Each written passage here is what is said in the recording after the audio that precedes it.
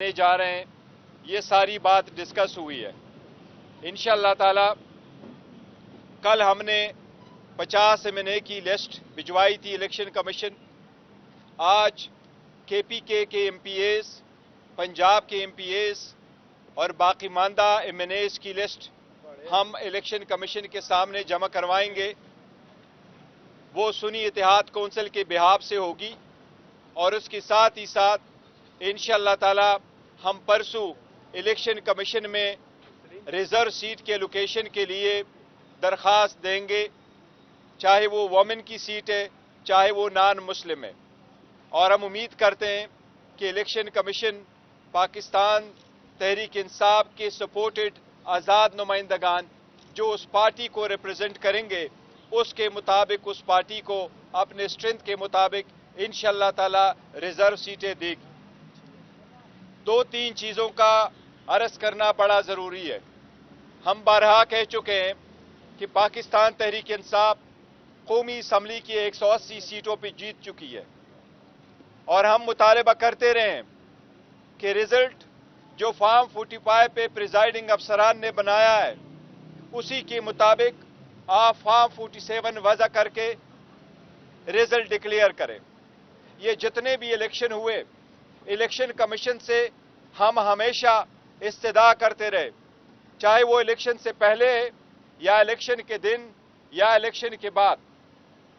Election commission से free, fair and transparent election की हम दरख्वास्त करते रहे, लेकिन अनफॉर्चुनेटली हर step of the way election commission उस जिम्मेदारी निभाने में नाकाम हो चुका है।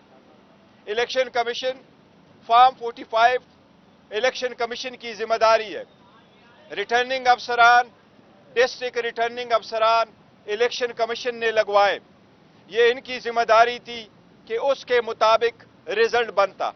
अब चूंकि हम मुतालबा करते हैं कि उसके मुताबिक फॉर्म 45 के मुताबिक नतीजा अहस हो, लेकिन मौजूदा चीफ इलेक्शन कमिश्नर के साए तले ये आज़ादाना तरीके से नहीं हो सकता।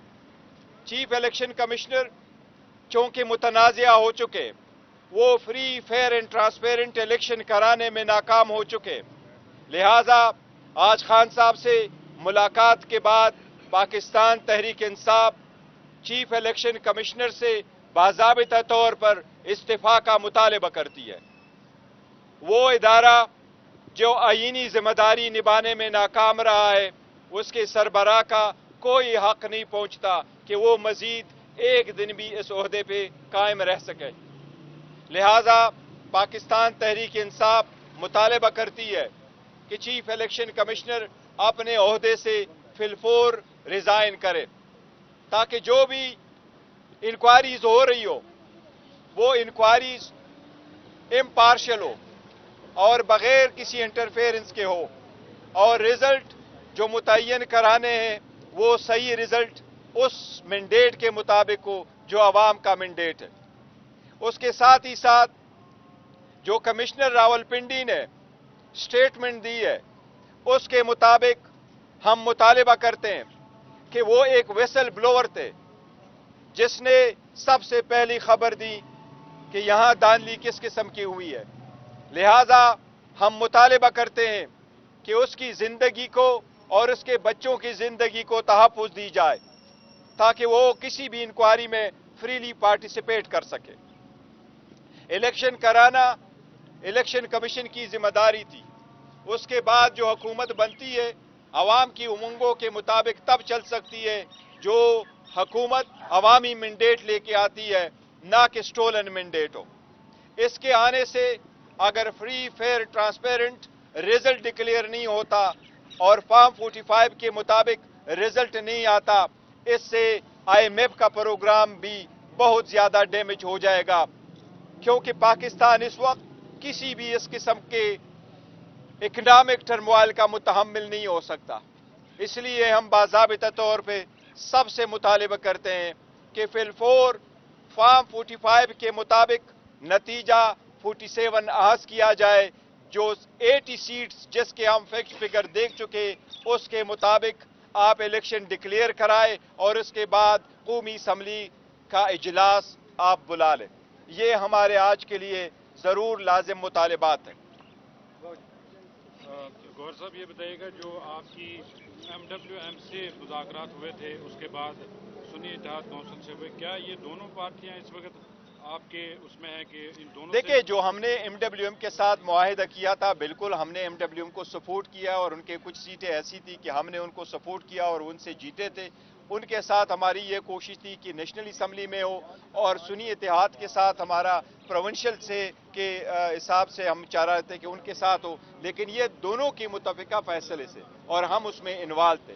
دونوں نے یہ پریفر کیا تھا کہ ایک ہی پارٹی کے ساتھ آپ چلے، کیونکہ ہم دو پروونشل اسمبلی میں آلریڈی سنی اتحاد کے ساتھ تھے، لہٰذا یہ فیصلہ کیا گیا تھا کہ ہم سنی اتحاد کے ساتھ جائیں گے۔ کل بھی ہم نے پریس کانفرنس کی ہے، اور تینوں پارٹی کے مشترکہ اور رضامندی کے ساتھ یہ فیصلہ ہم نے کیا ہے۔ الیکشن کمیشن، جو الیکشن کمشنر سے آپ مطالبہ کر رہے ہیں کہ مستعفی ہوں، کیا اس وقت یہ مناسب ہے کہ وہ مستعفی ہوں اور آپ کے جو مطالبات ہیں وہ پورے ہو سکیں؟ میں سمجھتا ہوں کہ یہ بالکل مناسب وقت ہے چیف الیکشن کمشنر کے لیے کہ وہ عہدے سے اسٹیپ ڈاؤن ہو۔ اگر اتنی بڑی ذمہ داری وہ نہ نبھا سکا، اور اس کے ہوتے ہوئے مینڈیٹ پہ ڈاکہ ڈالا گیا، تو اس سے اور وقت نہیں ہو سکتا کہ ہم مطالبہ کریں۔ لہٰذا آج خان صاحب کی ہدایات کی روشنی میں پاکستان تحریک انصاف مطالبہ کرتی ہے اس کے ریزگنیشن کا، اور فل فور کرتی ہے۔ جو آپ کی MWM سے مذاکرات ہوئے تھے اس کے بعد سنی اتحاد کونسل سے ہوئے، کیا یہ دونوں پارٹیاں اس وقت آپ کے اس میں ہیں کہ ان دونوں دیکھیں، جو ہم نے MWM کے ساتھ معاہدہ کیا تھا، بالکل ہم نے MWM کو سپورٹ کیا، اور ان کے کچھ سیٹیں ایسی تھی کہ ہم نے ان کو سپورٹ کیا اور ان سے جیتے تھے۔ ان کے ساتھ ہماری یہ کوشش تھی کہ نیشنل اسمبلی میں ہو، اور سنی اتحاد کے ساتھ ہمارا پروونشل سے کے حساب سے ہم چاہ رہے تھے کہ ان کے ساتھ ہو، لیکن یہ دونوں کی متفقہ فیصلے سے، اور ہم اس میں انوالو تھے۔